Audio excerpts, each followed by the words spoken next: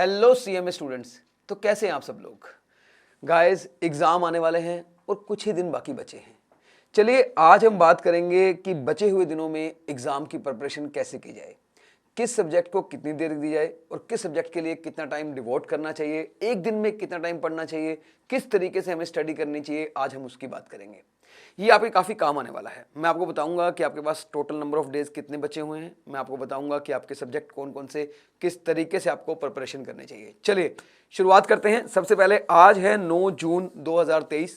अगर मैं 9 जून का दिन निकाल भी दूं और आप कल से भी इसको प्रिपरेशन स्टार्ट करते हैं, इनफैक्ट आज भी आप कर ही रहे हैं प्रिपरेशन कुछ ना कुछ, लेकिन कल से भी अगर आप इस शेड्यूल को फॉलो करते हैं तो आपके पास 32 डेज लेफ्ट है। वो कैसे, मैं आपको दिखाता हूं। सर, जून में हमारे पास 21 डेज बचे हुए हैं। जून में टोटल नंबर ऑफ डेज 30 होते हैं, 9 दिन हटा लेते हैं तो 21। उसके बाद जुलाई की बात करें तो जुलाई में 14 डेज, 15 को तो पेपर है तो 14 बचे हुए हैं। Total number of days 35। 3 दिन मैं निकाल रहा हूं for the first exam preparation. भाई जो पहला पेपर होता है ना, उसकी प्रिपरेशन थोड़ी सी अर्ली शुरू हो जाती है, तो 3 दिन पहले मान लो आप स्टार्ट कर दोगे, वो 3 दिन बाहर कर देता हूं। तो ओवरऑल स्टडी करने के लिए ना आपके पास बचे हुए हैं 32 डेज। आइए गाइस स्टार्ट करते हैं 32 डेज के अंदर कैसे प्रिपरेशन करेंगे। सबसे पहले मैं बात करूंगा उन लोगों की जो सिंगल ग्रुप प्रिपरेशन कर रहे हैं, मतलब जो एक ग्रुप दे रहे हैं, चाहे पहला ग्रुप दे रहे हो चाहे सेकंड। ठीक है, तो मैंने हालांकि इसमें 4 सब्जेक्ट उठा लिए हैं पहले ग्रुप के, तो जो लोग सेकंड ग्रुप दे रहे हैं वो भी इसी तरीके से अपने 4 सब्जेक्ट को सोच लेंगे और इसको फॉलो कर लेंगे। 32 डेज में हम बात करेंगे पहले 10 दिन हमें कितने घंटे पढ़ना चाहिए और उनमें से कौन से सब्जेक्ट को कैसे पढ़ना चाहिए। फर्स्ट 10 डेज एटलीस्ट 10 आवर्स आपको डेली स्टडी करनी चाहिए। फाइनेंशियल अकाउंटिंग 2 घंटे और लॉज 2 घंटे। और मेरा मानना है पहले फाइनेंशियल अकाउंटिंग पढ़ोगे तो उसके बाद लॉ पढ़ना, क्योंकि एक प्रैक्टिकल हो जाएगा एक थ्योरी हो जाएगा। ठीक है ना, बाद में जो दोनों सब्जेक्ट हैं वो तो प्रैक्टिकल ही है। अच्छा, एक और बात, ये मैं ओल्ड सिलेबस के लिए बता रहा हूँ, नए सिलेबस के लिए मैं अलग से बताऊंगा, और बोथ ग्रुप वालों को प्रिपेयर कैसे करना उसकी वीडियो मैं अलग से बनाऊंगा। टैक्सेशन जो है वो आपको 3 आवर पढ़ना चाहिए। कॉस्ट अकाउंट जो है वो आपको 2 आवर पढ़ना चाहिए एज पर माय ओपिनियन। अगर किसी बच्चे को लगता है कि मेरा तो फाइनेंशियल अकाउंटिंग ज़्यादा पढ़ने का मन है, मेरा वो ज़्यादा वीक है, तो वो उस पर ज़्यादा टाइम ले सकता है। ठीक है ना, लेकिन मेरा ओपिनियन ये है कि सब्जेक्ट की डेप्थ को देखते हुए और हमारे कोर्स के कंटेंट को देखते हुए, कोर्स की वैल्यू को देखते हुए हमें कौन से सब्जेक्ट पर ज़्यादा टाइम देना चाहिए, मैंने अकॉर्डिंगली दैट बताया है। Financial accounting 2 hours, laws 2 hour, taxation 3 hour, cost accounting 2 hours. Don't worry, cost accounting का टाइम हम बढ़ाएंगे और कॉस्ट अकाउंटिंग हमारे लिए बहुत ही इंपॉर्टेंट सब्जेक्ट है। मैं इसको 2 आवर इसलिए नहीं बोला कि ये कोई कम इंपॉर्टेंट है, ऑफ कोर्स ये बहुत इंपॉर्टेंट है, हम तो पढ़ते ही मतलब कॉस्टिंग मेन है, लेकिन फिर भी अभी आपके सिलेबस को देखते हुए 2 आवर मोर देन इनफ है। 1 घंटा आपको रिवाइज करना है, फुल डे स्टडी। अब आप ये समझो जो आपने पूरा दिन पढ़ा है ना, उसको लास्ट सोते टाइम ना 1 घंटा पढ़ना है, रिवाइज करना है। ये बहुत इंपॉर्टेंट है। ये मैं बोलूंगा this is the most important, this is the most important. ये कैसे आपको 1 आवर करना है बताऊं आपको। जैसे मान लीजिए आपने 2 to 4, 3 7 और 2 9 आवर पढ़ लिया। अब 9 आवर पढ़ने के बाद आप रात को सोने जा रहे हो। जब सोओगे ना तो रात को 1 घंटा अपने आईज क्लोज करके याद करना है, आज मैंने फाइनेंशियल अकाउंटिंग पढ़ा था, उसमें मैंने ये चैप्टर स्टार्ट किया था, उसके अंदर मैंने ये टॉपिक पढ़ा था, उसमें ये मेन बात थी। ऐसे रिवाइज करना है मन के अंदर बिना बुक खोले। टैक्सेशन में मैंने ये पढ़ा था, उसमें ये टॉपिक किए थे, उनमें ये लिमिट थी। इस तरीके से रिवाइज करना है। और पता है आपको बीच में क्या लगेगा कि यार याद नहीं आ रहा क्या था, उठ जाओगे आप, सो नहीं पाओगे, फटाफट बुक उठाओगे, देखोगे खोल के, अच्छा ये था, फिर वापस लेट जाओगे, अरे दोबारा रिवाइज करता हूँ। 1 घंटा आपने ये जरूर लगाना है। मैं बताऊं, ये 9 आवर की जो अपने ऊपर स्टडी की ना, इस 1 घंटे के बगैर अधूरी है। अगर आपने ये 1 घंटा काम नहीं किया ना, मैं सच कह रहा हूं, आपके वो 9 आवर वेस्ट हो जाएंगे। ये 1 आवर मोस्ट इंपॉर्टेंट है। फुल डे आपने जो स्टडी किया उसका रिवीजन रात को करना ही करना है। डोंट ईट आउटसाइड फूड, ये मेरी एडवाइस है कि आप बाहर का खाना मत खाइए। बाहर का खाना खाने से नींद भी ज़्यादा आएगी, हैवी फूड होता है, और आपका स्टमक अपसेट हो सकता है। एग्जाम डेज के अंदर वो प्रॉब्लम हो सकती है, क्योंकि अब अगर पढ़ने का टाइम है तो don't eat outside food. Don't take unnecessary stress, unnecessary stress मत लो। स्ट्रेस लाइफ में जरूरी है, बस उतना ही जितने की रिक्वायरमेंट है। अननेसेसरी स्ट्रेस मत लो। डोंट मीट, किससे आपको नहीं मिलना है, मैं बताऊं किससे नहीं मिलना आपको। Don't meet relatives.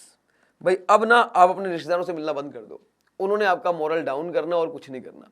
उन्होंने यही कहना है कि भैया तेरे से कुछ ना होने वाला, तू छोड़ दे, अगली बार दे लियो, ये वो, क्योंकि वो तो चाहते हैं तू जल्दी से ये स्टेप ले ले और उनको मजा आए, ठीक है ना। तो आपने बिल्कुल भी गलती नहीं करनी है, उनसे नहीं मिलना है, किसी रिलेटिव से भी मत मिलो, मतलब रिलेटिव से दूर हो जाओ, ठीक है ना।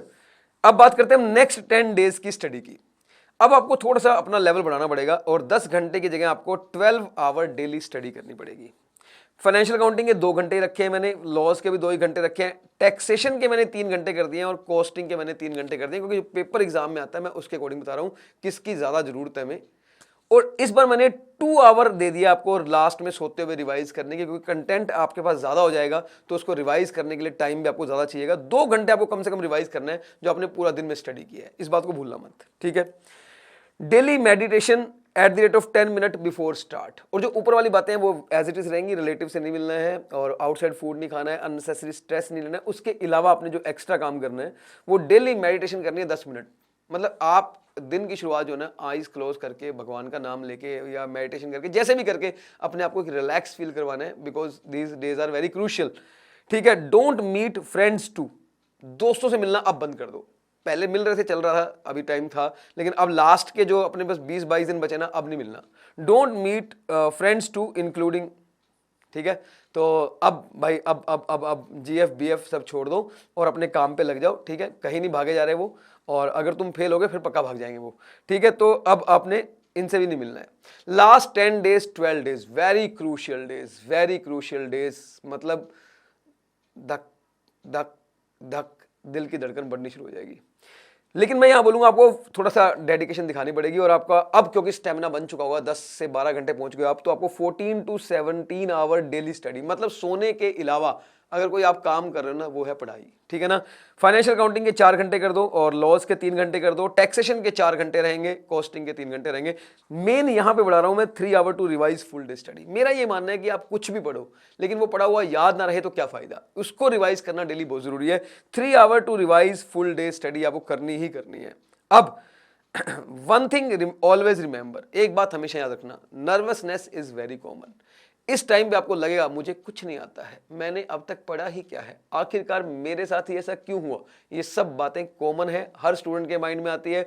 ये बातें भूल जाओ, इनको माइंड में मत लेना। सबको लगता है मैं सब भूल गया, मुझे कुछ याद नहीं है, सबको लगता है, लेकिन सब कुछ हमें याद होता है। जैसे ही एग्जाम में क्वेश्चन आएगा, क्वेश्चन पेपर आएगा, उसमें वो क्वेश्चन देखोगे, सब अपने पुराने कर्म जो आपने पढ़ पढ़ के बनाए हैं वो याद आ जाएंगे, वो याद आ जाएंगे, ठीक है। डेली मेडिटेशन कंटिन्यू करनी है आपको 10 minutes. Most important, talk to parents daily, ये वर्क करेगा दोस्त, ये पक्का वर्क करेगा। 10 मिनट्स आपको डेली बात करनी है उनके साथ, trust me they relax you, वो आपको रिलैक्स कर देंगे, वो आपको रिलैक्स कर देंगे।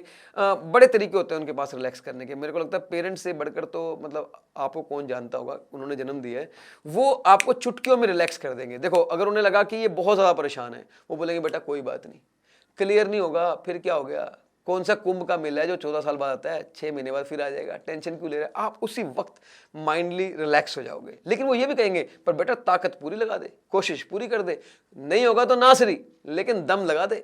तो आपके मन में मिलेगा यार अब तो मेरे पेरेंट्स मेरे साथ हैं, भाई मजा आएगा यार, तो सही है। लेकिन याद रखना वो सिर्फ तब तक साथ है जब तक एग्जाम नहीं हो जाएंगे। फेल हो गए ना फिर वो जरूर बोलेंगे तेरे कर्म ही ऐसे थे, अबे तूने फेल ही होना था। लेकिन एग्जाम से पहले वो पूरा मोरल अप करेंगे, और हो सकता है उनको लगे कि आपको इतनी बोलने की जरूरत नहीं है, वो सीधा बोले बेटे you are a master blaster यार, तू तो चक देगा फटे। वो इस तरीके से भी रिलैक्स कर सकते हैं। मुझे इतना पता है पेरेंट्स जो है ना वो कैसे भी करके आपको रिलैक्स जरूर कर देंगे। It's my guarantee, it's my guarantee. तो गाइज ये मेरा 32 डेज का प्लान है जो आपके लिए मैंने बनाया है, और सिंगल ग्रुप वालों के लिए है, चाहे वो फर्स्ट दे रहा हो चाहे सेकंड दे रहा हो। जो सेकंड ग्रुप दे रहे हैं ना वो इसमें फाइनेंशियल की जगह OMSM हो गया, और company law, account and audit हो गया, और इनडायरेक्ट टैक्स हो गया, और मतलब एक और पेपर है ना आपका उसके अंदर जो चारों पेपर है, मतलब सेकंड ग्रुप के जो चारों पेपर है वो आप यहाँ फिल कर लेना, उसकी जगह सेम पैटर्न पे आप काम कर सकते हो, सेम पैटर्न पे।